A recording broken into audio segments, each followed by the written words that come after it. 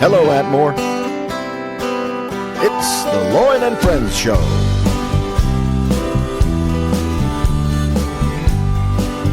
And now here's your host, Lloyd Alderton.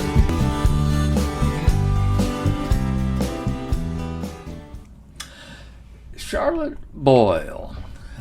Everybody knows Charlotte. She's an Atmorean, and she's here, there, and everywhere. She's a participator. She's involved in a lot of stuff here in Atmore. She's a good citizen, I'd say. And I have Charlotte with me this morning, and we're going to talk to her a little bit about her. Maybe we can get some secrets out of her. I don't know. But she's a beautiful lady inside and out. And good morning, Charlotte. Good morning. Now, Charlotte, I've known you for several years, just knowing you, but I don't really know you. Right. And I'd like for people in Atmore, as well as myself, this is the fun part of doing this this program, is that I get to know so many people, and I just have fun and enjoy doing it. But I want to get to know some things about you that you're willing to tell. You know, we're not going to ask any real delicate secrets. But let's start with Charlotte Boyle. Now, you were but you weren't born Charlotte Boyle. Tell us about where you were born and what your name was, your family, and where you came from. And Okay. tell us a little bit about where you came from. Well, I'm Charlotte Yarbrough, Yarbrough. You spell Yarbrough a couple of ways. Yarbrough. Charlotte Yarbrough from Midland City, Alabama. And Midland City, I didn't actually live in Midland City. I was a country girl. And I lived between Echo, Alabama, and Midland City, out in the country. And we were farmers. And so that's, that's the name I was born with, Charlotte Yarbrough. And then I came to Atmore. Of course, when I came to Atmore, I married later. Well, now go back. Don't leave there yet. Cause I'm skipping. Okay. Don't leave there yet. Siblings? Do you have any siblings? Excuse me? Were you an only child? Did you have No. any brothers or sisters? No, 4 sisters and 2 brothers. And 2 brothers. And your father farmed. That's what We were farmers, yes, Had a farm there and raised cotton and peanuts and, different things. We had, of course, we used to raise peanuts, and what was interesting, when we raised peanuts, then we had hogs. We would turn in on the peanuts. And they would, that's how many of our hogs would, from time to time, how we'd feed our animals with, what we turned in from what we raised after the corn, after the peanuts, and so forth. So, we were also, we raised the big watermelons. The huge watermelons that we don't see in Walmarts this day and time. They have the smaller watermelons because they sell better. They've discouraged farmers from raising large watermelons because I didn't realize they like the ones they can ship better, which are the smaller watermelons. Really? Mm-hmm. Well, now, there's something I never have thought about. I know it because growing up, we always liked to have those huge watermelons. Oh, yeah. Get them out of the watermelon patch, bust it open, and just eat it under the shade tree. A lot of times, when Daddy was going to get the watermelons ready for sale, we girls, my nieces and I, would like to slip down into the field and take us a knife and cut us one of the large watermelons and get the large heart out of it. Ooh, yeah. That was fun days growing up. And when you cut it, you just put a little bit of slice in it, just kind of like busts on open. Yeah, It's so juicy and fat. Oh yeah, we'd love that. Yeah. Well, now, how much land was he like a big time farmer or like a small farmer? No, now my grandfather, who was Phillips, he was the one that owned the good bit of land around in that area. And so he gave my mama, my grandfather did, Phillips gave us some land, and then we occupied some. We were never big farmers, Okay. If we had 100 acres, we were lucky, Well, back in those days, people made a living on 100 acres or maybe A lot 50, smaller, I'm sure. Smaller, yeah. Where today you just have to mega farm, like thousands of acres. Yeah. to make a living at it. Yeah. We did. We did. Well, now, Charlotte, knowing you, and I'm sure everybody listening to this is going to think the same thing. You are such a lovely, beautiful, delicate lady. Oh, my. So always dressed to the T's, to the nines, they say. I can't imagine you working on a farm. Now, did you work on the farm, or did you Oh, well, now stay at the house? I appreciate all of those adjectives you threw in there. I can't go along with I don't represent all of them, I don't think, but I thank you for saying that. But yet, I was a baby out of the family. And so Mama had me in her 40s. And so I never did, and I had pneumonia at an early age. And so I never got to do much, actually work on the farm. But my sisters worked on the farm, and my two brothers did. They helped, really, I came along, not in the late 30s, early 40s. I came along, and up until then, people liked to have a lot of children because they really needed them to work the farms. I'd never thought about that, but that's true. And so, but growing up, I would always like to take the challenge, especially when I got into my teens, because the big deal was for the ones that could pick the most cotton. Okay, we had cotton. We grew cotton. And so one day in my teens, I picked 100 pounds of cotton. And in a day, and I like to brag on it to this day. You got up to 100 pounds. I actually picked 100 pounds of cotton, in one day. And what age were you then? I don't know, probably 19, 17, 18, 19, somewhere along in there, But I did. I was proud. I like to brag on it. When the fellas would always brag on that about picking cotton, we did that, of course. Then they were beginning to get, the tractors. Everybody had a tractor, back in those days. And so we, we had other people to pick cotton, of course. Well, that's a lot of cotton. When I was a boy, I was the second oldest of 6 children. And my older brother and I mostly, we didn't have enough land to farm, but a lot of farming going on around us out here in Nokomis. You know where Nokomis is. And we picked cotton for different people around. And I think about 85 pounds was the most. Now, I was probably younger than 6. Yeah, I was like 10 or 11 or something like that. But I think I got about 80 pounds one time, and my brother might have got up to 100. But that's 100 pounds is a lot. And then when you consider that some of those people pick 300 or 400 pounds a day. I don't know how they do it. I don't know how they did it, but they did. And what was interesting, too, what I always remember, is those burrs were sharp. When you were picking with your hands, those burrs would stick into like your fingers. I remember my hands were really sore after I, had to show how proficient I was in the cotton field.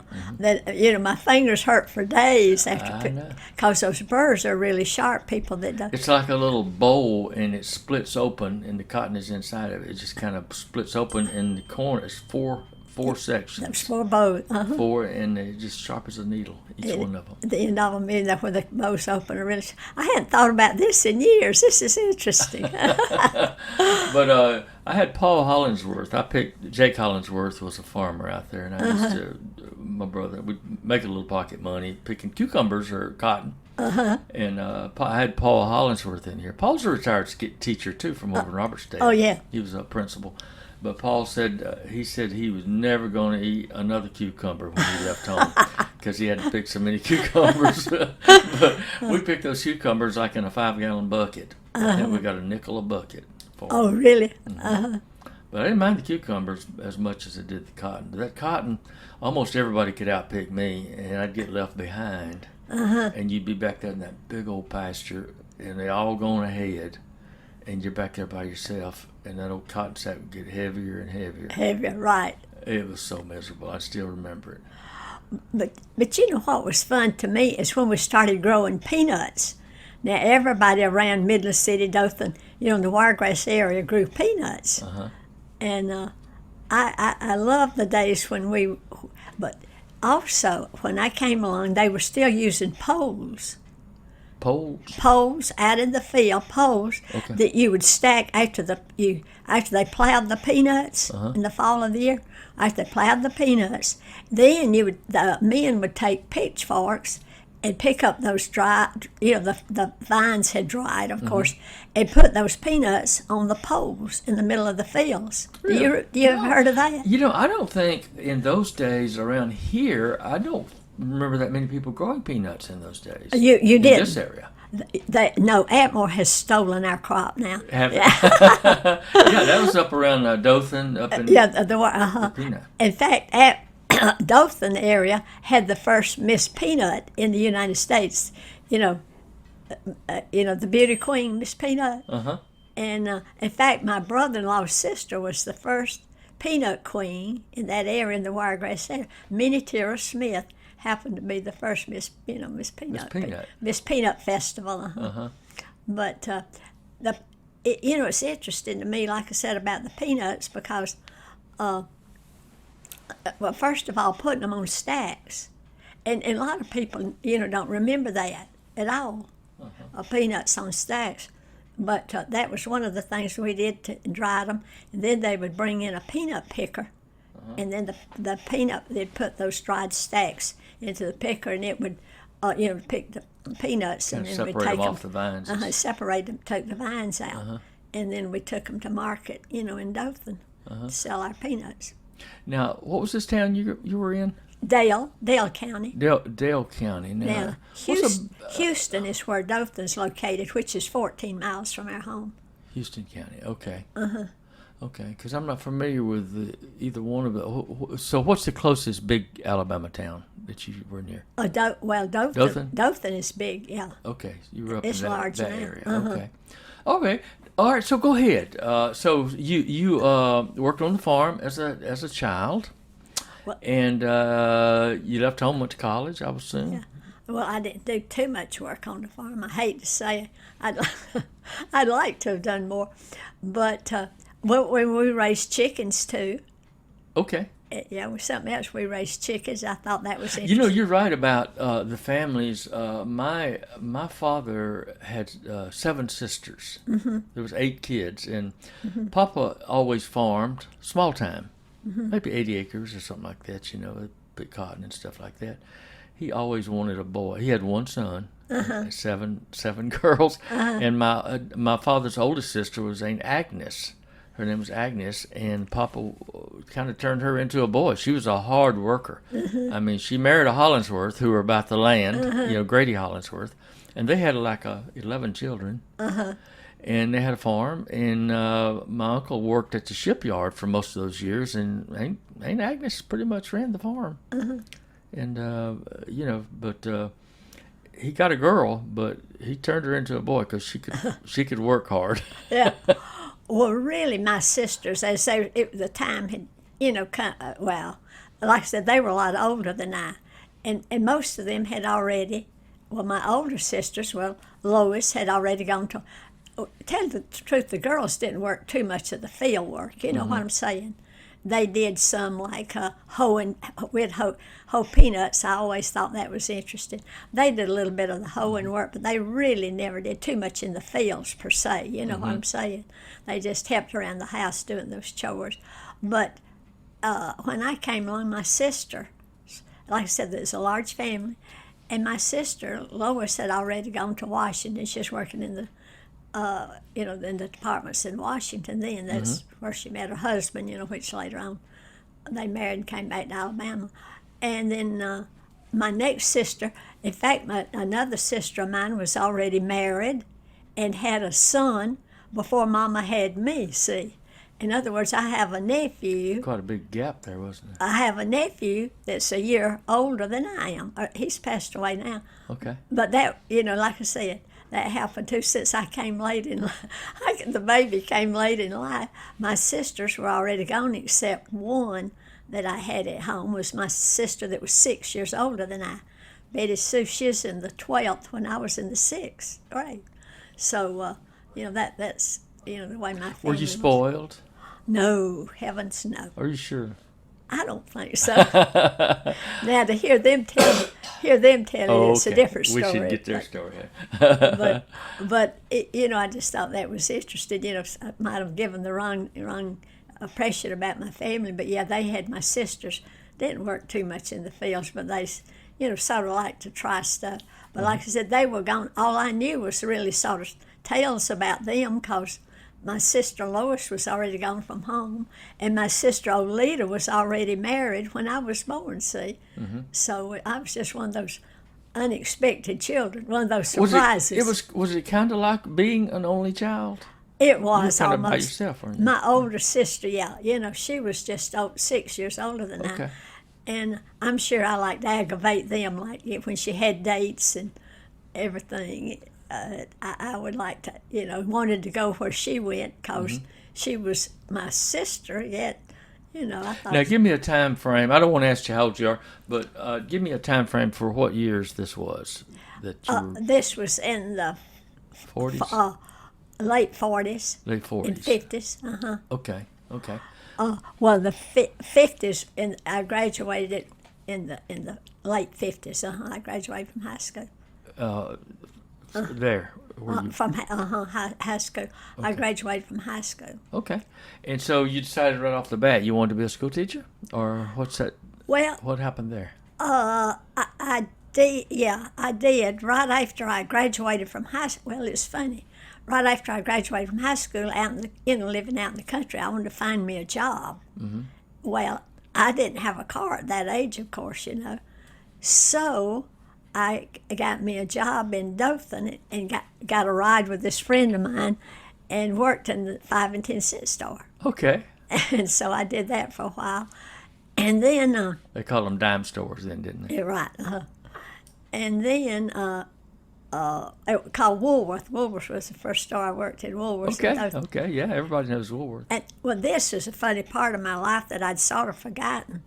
But I thought, well, everybody was making money at the sheet factories over in those days. They were making sheets, in Ozark and in Headland. So I thought, well, I'll get me a job in the sheet factory till I go to college, So I hated it. I hated the job in the sheet Was factory. it like sewing? Sewing.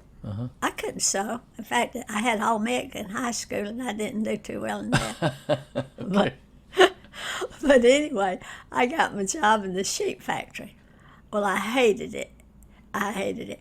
But anyway, one day the boss called me in, and he told me that he thought I would do better, in another career. Another field. Okay. He said, I believe you're just, you should try another field.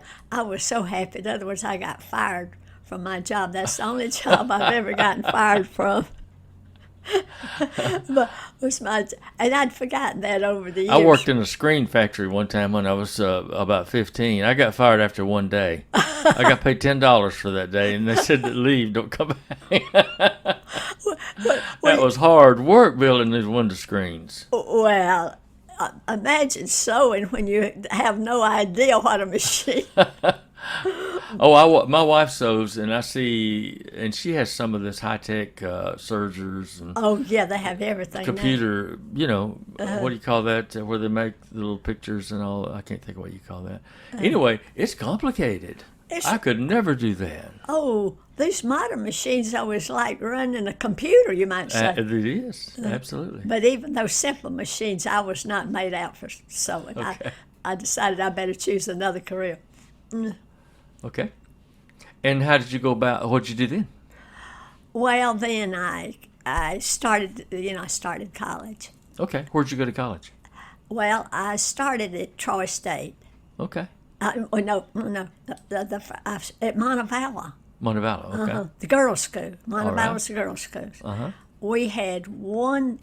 We did. That was a very popular school back in those days, Montevallo. Yeah, in the late 50s. And we still we had two boys, so we can't say it was all girls' school. We had two guys. You had two guys there, okay. Two guys there. And I felt sorry for them because in the dance classes, they'd have to dance with all of us girls. And that was funny, but anyway, They had to? They didn't like it? the boys, I think the boys loved it. Well, I would think so, yeah. But those were my fun days, too. That's where I had 2 years of college at Montevallo. Okay. And we enjoyed that. Now, you were going for a teacher's degree even then? Right. Okay. Yeah. Oh, yeah. That's when Okay. When I started college, I'd already made up my mind I wanted to be a teacher. I see. Okay. Oh, yeah. I did that. But, well, in sort of teaching Sunday school over in my church at home, you know. I had this Sunday school teacher that I was crazy about, my cousin Leala Phillips, and she just, you know, Inspired you. She inspired me and gave me the desire to do, you know, teach like she just taught Sunday school, but she was so great till I wanted to be like her, you know. And so I started working on my those first 2 years at Montevallo. I was working on a teacher's certificate, you know. And then you transferred to Troy. Well, what happened then was I had 2 years of college, and in Atmore, they were needing teachers back then, in the late 50s and early 60s. Okay.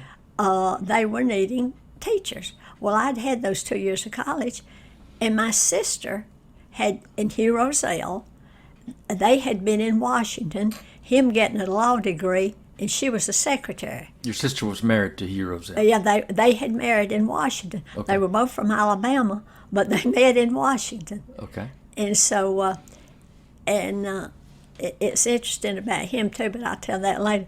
They had married and moved to Atmore, Alabama, you know. And we'd never really thought of Atmore, you know, growing up. And so they had moved here, and she had never been around me because, see, I was born after she had left home.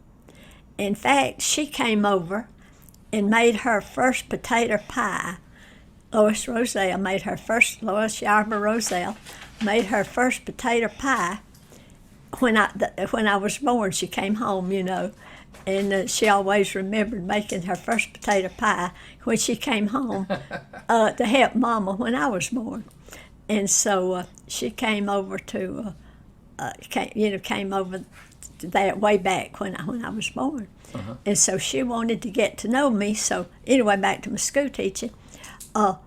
She told the principal of Rachel Patterson School, who was Garland Butler, that she had a sister that she knew I was interested in education and teaching. And so she asked him, would they hire me? And then it was a city school system.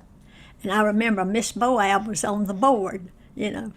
And I don't know who the superintendent was then, but Garland Butler, I think, was the superintendent as well as the principal. So he said, we'll just take a chance on her, let's hire her. So they hired me sight unseen to come here and teach for 2 years of college. Wow. And so I did. So you started teaching before you actually? Before I got my degree. How about that? Of course, I went on, got my master's and got beyond a master's too. Later, you know, I went little by little. I'd go to school well, then I'd started school over here, wherever there was, if they were offering hours, I would go take them, you know, wherever. And so that's how You were teaching in what grade? Sixth. Sixth grade. And I absolutely loved the children back then. And they had a teacher before me that was a gentleman, you know, and they all loved him, you know. Well, obviously they didn't make him work as hard as I was, you know, brought up in school. You had to really work, you had to be real disciplined. Well, you know, older parents were that way. So when I came to teach, I followed the same, you know, theory that I'd been brought up with. And I was real strict on these kids, but I loved them. And thank goodness they pretended they loved me too. And we had a wonderful year that first year. And they really excelled because they had had good teachers previously. Not it wasn't my doings, but they just had such good teachers at Rachel Patterson that in the sixth grade they ranked very high on their achievement test. Well, that made me feel good, not my doings, but then I hadn't hurt. In other words, I hadn't hurt their education by just having 2 years of college. Kind of like the doctor's creed: do no harm. First, do no harm. Right.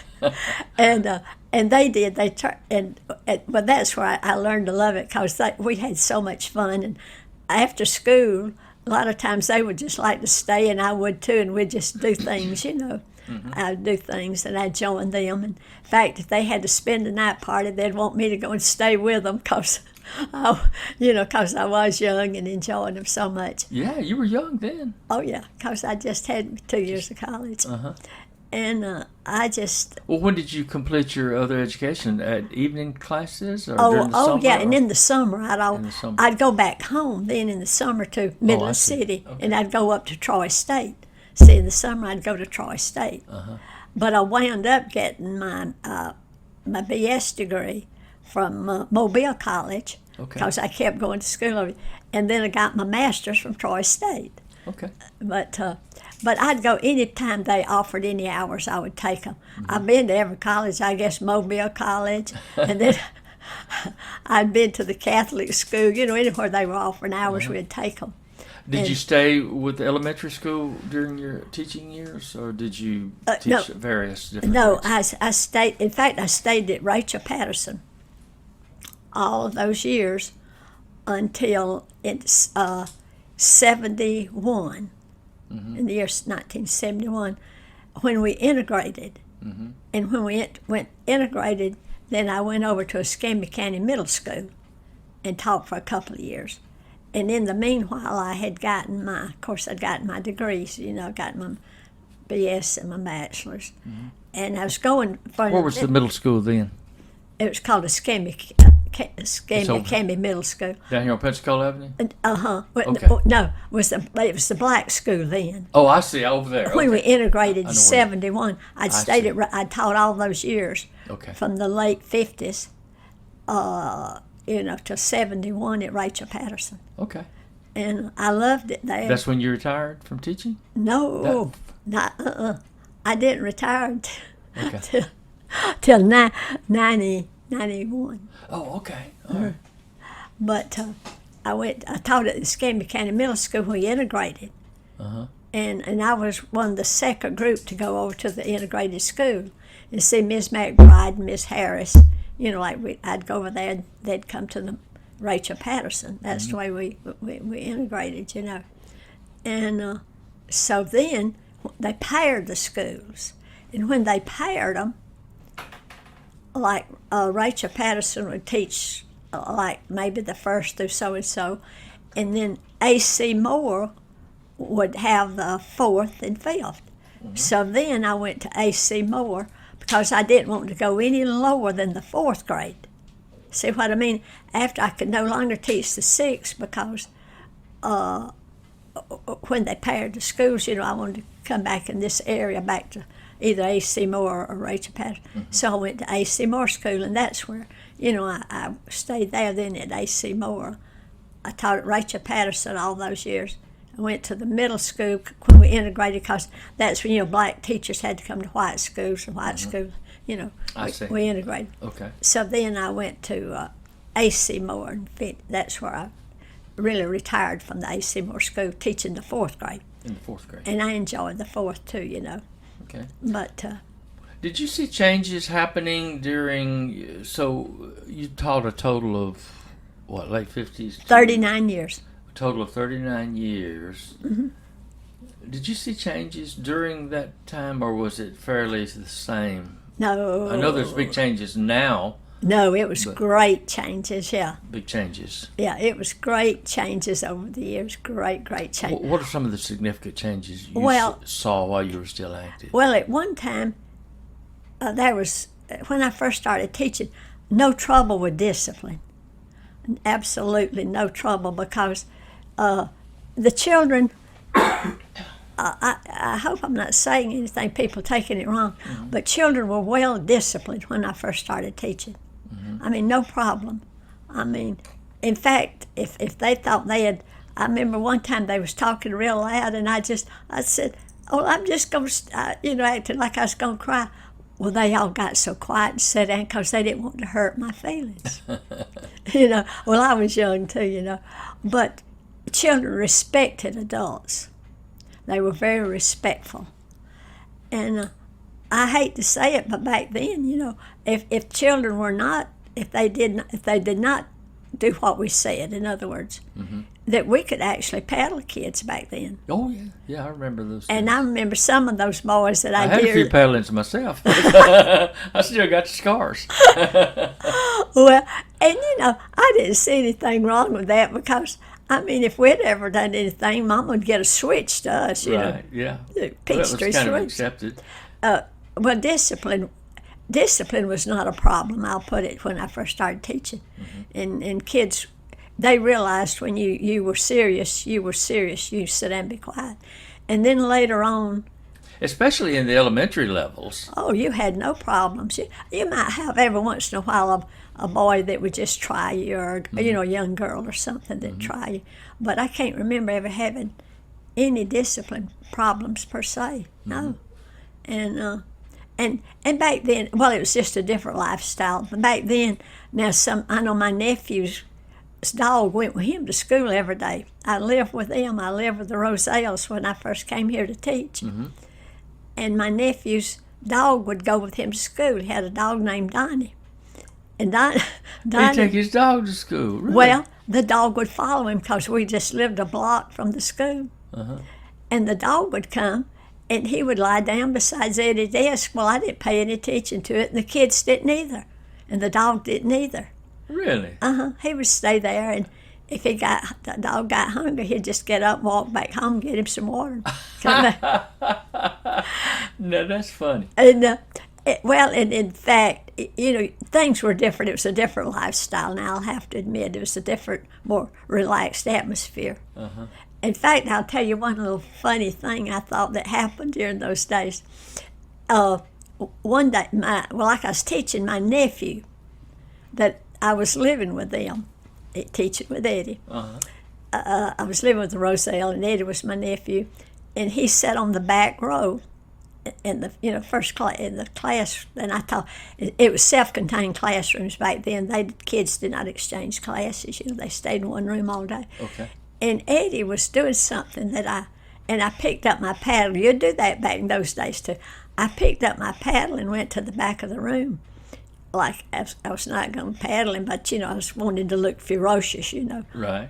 And I went to the back of the room. Well, this dog happened to be asleep. I forgot about the dog being there. And I said, Eddie, I am going to get you. And the dog said, ah, growled. And I just What kind of dog was it? Was it a big dog? Yeah, it was a big dog. It was a collie. I believe. Okay. Well, to save face, I said, Eddie, next time you do that, the dog lay down, and I went back to my desk. Of course, I knew the dog wouldn't really do anything, but that was so funny. I just thought, and no kids didn't think anything about it back then, but, naturally you wouldn't do anything like that this day and time. But I think one year, I don't know if it was Eddie's dog or somebody's dog, just for fun, the principal gave him a perfect attendance card at the end of school when he gave students a perfect attendance card. I think the dog got a perfect. The dog got an award too. Yeah, I can't remember if it was Eddie's dog or one dog, but because it was okay back then. You know what I mean? The dogs, like that one dog in a classroom, right. You didn't think anything about it. You just sit there. That was what you call relaxed days, and it was relaxed. Yeah. And the dogs went out to play like the kids when they'd go out to play. Now, you didn't have as much disciplinary issues during that time, but what if you did? What about parental support in those days? Did the parents come down and jump all over you, or did they? Oh, most of them. Well, I think I've had, not bragging, but I don't think I ever had but maybe one parent that got upset with me over those years I was teaching at Rachel Patterson.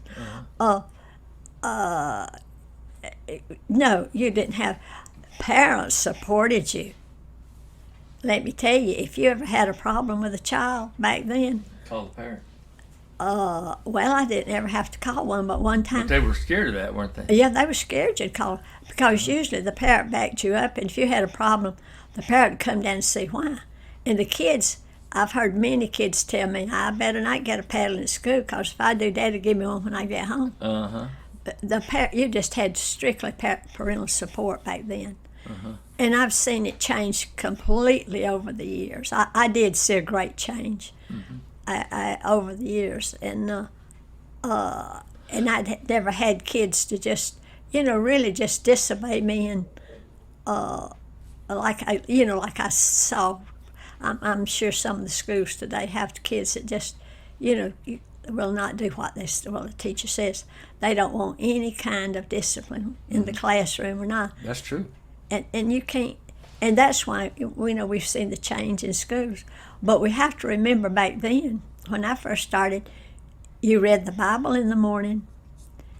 You had prayer. You stood prayer. You said a prayer before you went to lunch. When you take God out of things, you see a change in the way of the attitude of the people and the attitude of the children. That's true. But we would have, and then we'd sing. What really the way we started our day was we'd take up lunch money. We'd read the Bible if you wanted to, or you might just say a prayer, stand, and then you saluted the flag and you sat down. You started your work.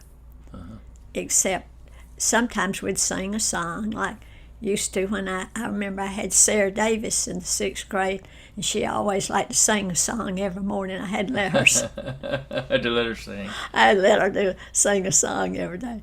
But it was just a fun time. Teaching was fun for me. Very rewarding career. It was a rewarding and a really relaxed atmosphere, and it was just, and have I seen it great? Oh, such a great change. Well, now, over even years. though you've been retired since the 91 or 92, you're pretty active in a lot of community functions. Have you stayed on top of the education, or you continue to be involved in any way, substituting or anything like that? Well, I never substituted. Okay. But I guess I belong to quite a few things. Mm-hmm. I don't know. I guess the question I wanted to ask you, what compared to today, do you have any observations or experiences in today's educational climate as far as what teachers are contending with compared to the career that you had? Oh gosh, yes. Well, one thing that when I retired, I became. Well, I worked with the Red Cross when I retired and things like that, dealing with people. And then right now I'm president of Retired Teachers Association for Escambia County. Okay. Which really, over the years, our people really, I have really, it's sad to say, but many of our older teachers have passed away. Mm-hmm.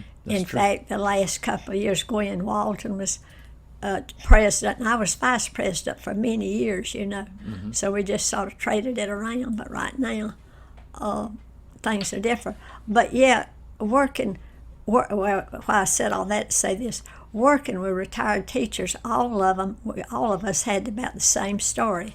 We had seen such a great difference, in change in things, change in society, and from both the races, black and white races, we fully integrated during those times. Mm-hmm. But both of us had the same story, that kids had just changed so much. And of course, society, we look, when you have burning in the streets and things like that, you can see we would never thought of that back when we were back in our early days of teaching. Mm-hmm. People were too happy to get things built to burn them down. I guess. So we sort of got a little off base there, but that's things. Now, Charlotte, what are some of the other things? I know you're involved with veterans. Tell me about some of the other projects that you've kept yourself busy with. Well, when I retired, one of the first things that I was, appointed to was the 911 Board of Escambia County. Okay. And I love working with that, working with the commissioners, and those projects that the 911 Board would have. And then I was gotten into the ESGR, and that's called the Employee Support for the Guard and Reserve. Okay. I'd been to I was to a 911 meeting down at Gulf Shores, and I met a good member of the veterans that were in this ESGR, the Employee Support for the Guard and Reserve. Okay. And I became interested in it. Of course, you had to be approved, and once you were approved, by the Department of Defense, it's just volunteer work that I do. But I do that, and what that is, we're sort of liaisons between the employer and the Guard, because when the guardsmen were going off to duty, a lot of times they would not tell their bosses, their employer, they were leaving. The younger ones, that there might be a problem there. Or when they return from service, for being overseas, and then they might have a problem with their bosses, not wanting to rehire them or something that happened while they were gone. And so that's where the ESGR came in, the Employee Support for the Guard and Reserve. We have people. Now that's a law, isn't it? I mean, it's actual. The USERA law, yes, had been passed, where now they have certain rights that they observe. They have to observe, and what. But they have to let him know, right? I mean, they yeah. can't just up and. Yeah, that's deploy. what we would do. Right. And we would go in and at the armories, people. That was one of the things we would do, was go in as a USERA member and let them know that their responsibilities to their boss, what they would have to know.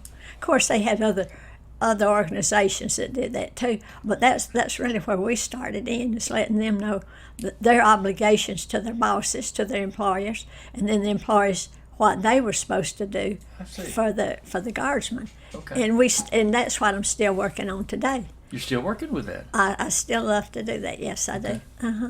And but I worked with the guards here for years, and now they closed our unit here. But I have 2 units, the one in Bruton and the one here. Okay. But I haven't done anything since COVID on, with either one of them, because we could not go into the bases. We could not go, on, right.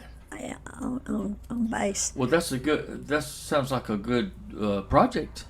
It is, And worthwhile, Well, and I tell you, it's gotten so complicated now. I was an ombudsman for some years. I could go in and deal with the bosses easily, or with the guys easily.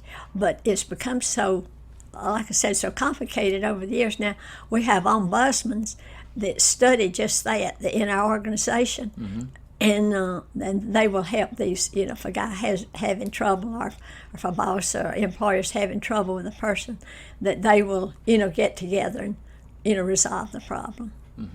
And we do have, of course, people in out of Virginia that if it goes beyond that, they have to get now before we can do anything, even talk to them, they have to get this number from the USERA office, and then they can talk to them and find out what the problem is, I see.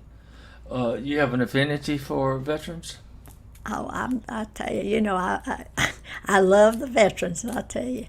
And anything, I haven't done anything too much lately, because there are so many organizations that do for the veterans. But I love anything for the veterans. I'm in favor of it. Yeah.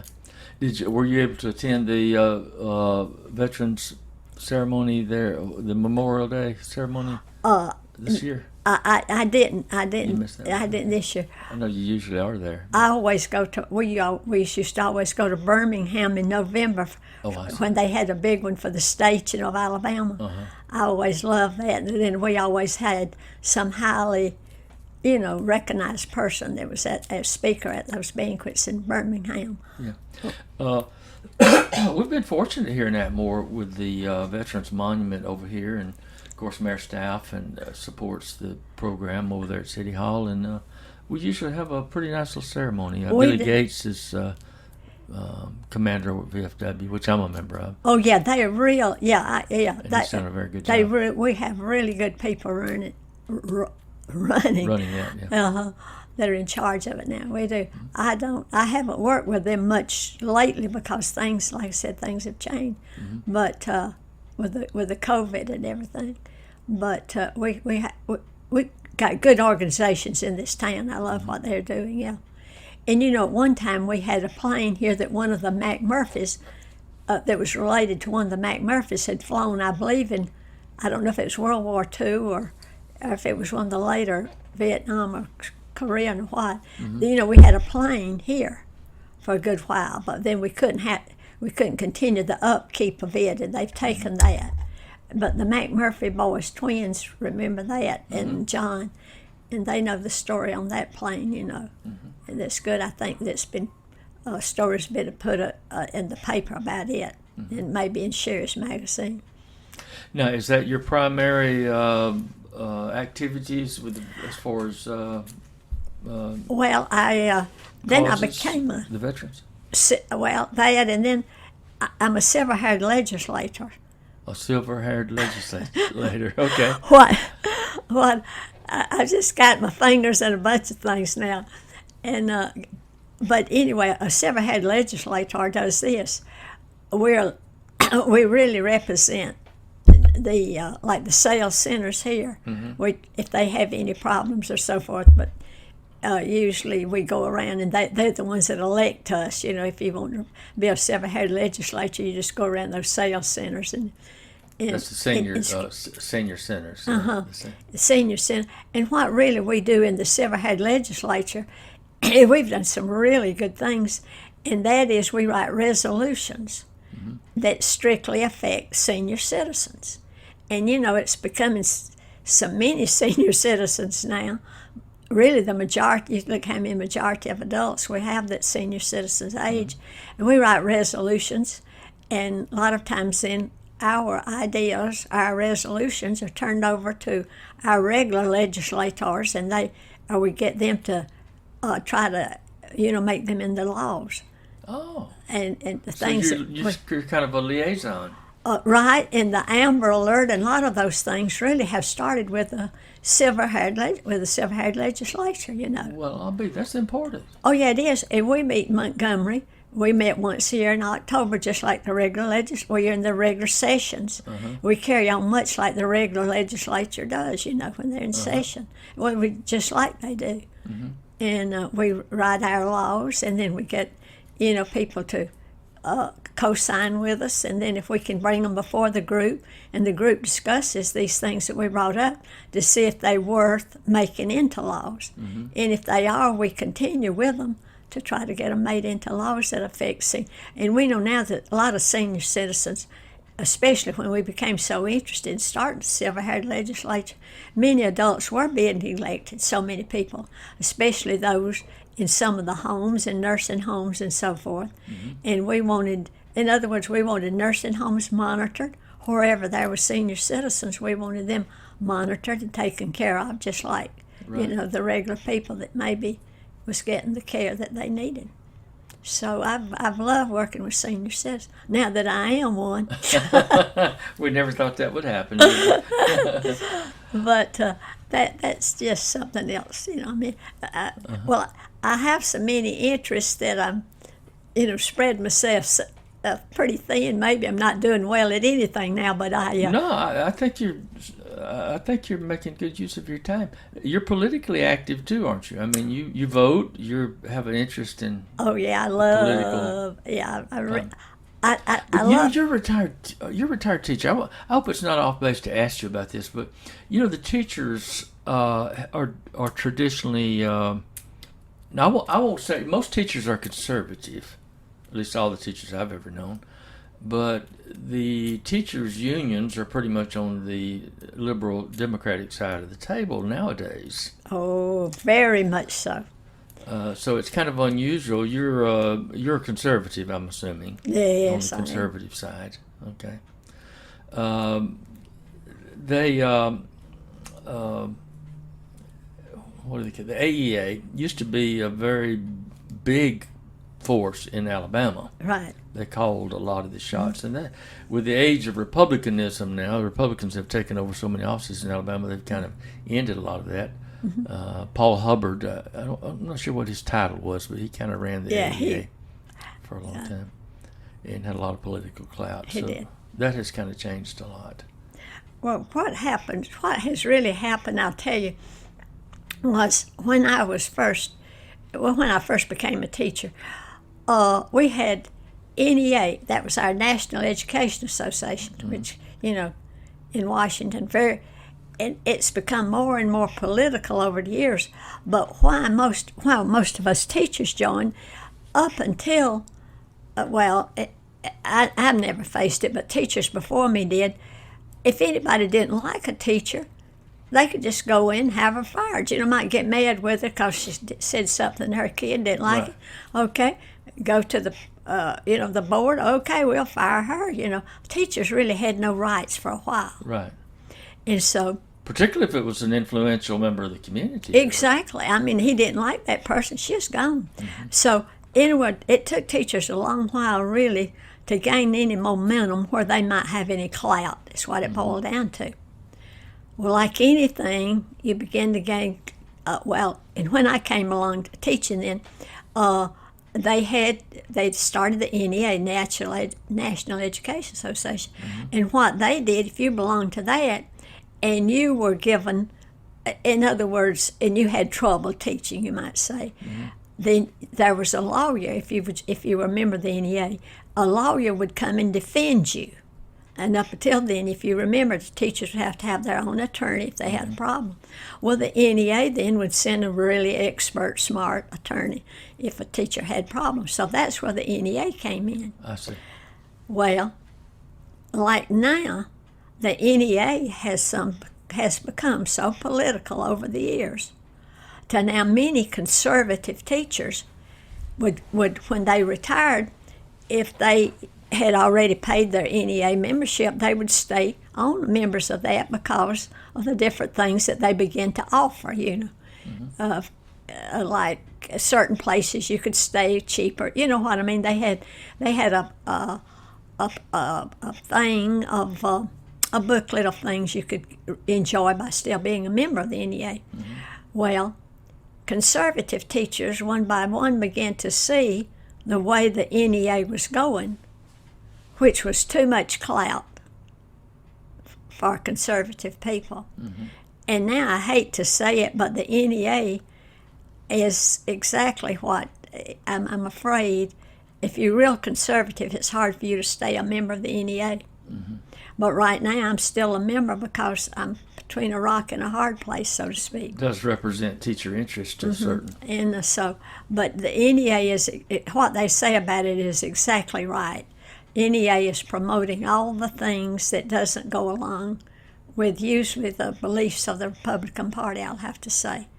In my opinion, and I'd like to say that's my opinion, that may not be what people agree with, but that's the way most people see it now, is they don't like to be, conservative people don't like to be, because they are really for everything that the Republican Party doesn't believe in. Charlotte, I want to harken back. You know, we talked when you first arrived. You told me a little story, and I told you we were going to try to get that on the air, and we skipped right by it and we forgot. So I want to go. We've got about 8 minutes left in our interview, and so I want to get this in, even though we have to harken back just a little bit. I want to hear that General Doolittle story. Okay, all right. My ex-husband. He flew for Vanity Fair out of Monroeville. And so Monroeville every year would have a quail shoot. Okay. And they would, many people come, many people that they knew that associated with Vanity Fair and other things, executives from all over the United States would fly in, and I think I'm pretty sure they're flying from everywhere to these quail shoots, because they had been raising quail in Monroeville all year for these quail shoots, tell you the truth. Oh, okay. And so my ex-husband was asked to fly in General Doolittle. General Doolittle then had retired, and he was working, if I'm correct on this, with an oil company in California. So General Doolittle would fly into Pensacola. Then my ex-husband would pick him up in the Vanity Fair plane and fly him to Monroeville. Okay, so... And that was Boyle. Boyle, okay. My ex-husband, George Boyle, and would fly General Doolittle in. And so General Doolittle, when I was telling my class this story. Let me tell that to you. I was telling them, so I had one of the children in my room. Well, my children were real interested in history back then. I'd like to say we really stress history, as you know. And so David Sutton, one of my students, he loved the story on General Doolittle in World War II, anything about the war or anything he loved. So I told them that story. And so anyway, my husband made arrangements for David Sutton to go up the day General Doolittle flew into Monroeville and meet him. So, of course, Doc Sutton picked up his son David and took him up to meet General Doolittle. Now, this is Doc Jr. Okay. Doc Jr. Okay. Son, and this is his son David, Okay. David Sutton. And so picked up and he took him to, Doc did, picked up David and took him out of school that day, for an hour or so, and took him up to Monroeville Airport. And General Doolittle took all the time to speak to him and talk to him and signed his book, or signed the autograph of everything of this student. So I was just speaking with David Sutton the other day, and he was here in town. Of course, the sad thing, his brother had passed away. And he was telling me, David now has, grown man, has a son of his own. And David was telling me that was one of the most exciting things of his entire life. Really? And David is now, of course, doing really well, living in Italy. And he told me, he said he likes to tell that story of him getting to actually meet General Doolittle. Well, of course, it thrilled me, too, because I have a picture of my ex-husband, General Doolittle, and I, at the airport. You have that picture? Oh, yeah, I have a picture of General Doolittle, me with General Doolittle. And so that is something now, more and more. Of course, we know General Doolittle has passed away since then, Right. Yeah. But that was interesting. And to see a man of his caliber, the things he had done, just an ordinary person talking, when you talk to him, it's just like us speaking today, just a friendly, good person. Well, what's interesting, I'll bet you a large number of school students today wouldn't even know who General Doolittle is. They don't. Well, what is so sad, they're taking the history that we should be teaching the children out of school. They're tearing down all the monuments that mean something to making America great. You don't tear down statues. You don't do things. They're destroying our history. So they're destroying it so that future generations won't know history, won't appreciate America. That's what just kills me. It's when this is not new in civilization. This has happened thousands of years. Conquering nations have come in, and historians have had a difficult time. Archaeologists and historians going back and trying to recreate ancient history, because these conquering nations would come in and totally destroy every shrine, everything to do, with those people. And it makes it really hard, but it's not a new idea.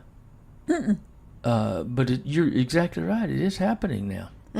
If you destroy that, then people can't have an appreciate. They can't see. Once you see something, you become really interested, Right. And, history, it's neither good nor bad. It's just history. And we all have skeletons in our closets. Right. My father, years ago, was trying to interest my grandmother into doing some family history. He was trying to ask her some questions, and right. She was kind of closed-mouthed because old people, they didn't want to, No. It was kind of, so Daddy said to my grandmother, we called her Mama Albritton, his mother. He said, "I bet you're probably scared we're going to find a horse thief somewhere in our land." And she said, "No, I'm not worried about horse thieves." She said, "You might find a bastard or two." I love that. And sure enough, we did find a few. Every family does. That's right. You run into these dead ends, and you start looking into that, and you figure out that maybe Grandpa was gone for a while. I love somebody that. visited around, quite often. Well, Charlotte, we are getting very close to the end of our interview. David gives me 60 minutes, so we're right at 58 minutes, and then I have to add in a couple of little things. But this has been such a delight for me to sit down and just talk with you. Well, I appreciate you being so available and forthcoming. Well, I love just sort of reminiscing, a lot of things I didn't patch in the order they came in, but it's fun to reminisce. It is. And we could go a lot longer. I know you don't have the time, but I feel like we're just getting started. But anyway, thank you so much Well, I've thoroughly enjoyed coming in. And being- we've been talking to Miss Charlotte Boyle, Atmore stalwart. Oh, no. And thank you, Charlotte, for all you do in Atmore and for sharing this with us. Well, I thoroughly love Atmore, and I'm so thankful that the people accepted me years ago, and I appreciate it. Thanks for listening to the Lloyd and Friends Show with Lloyd Overton.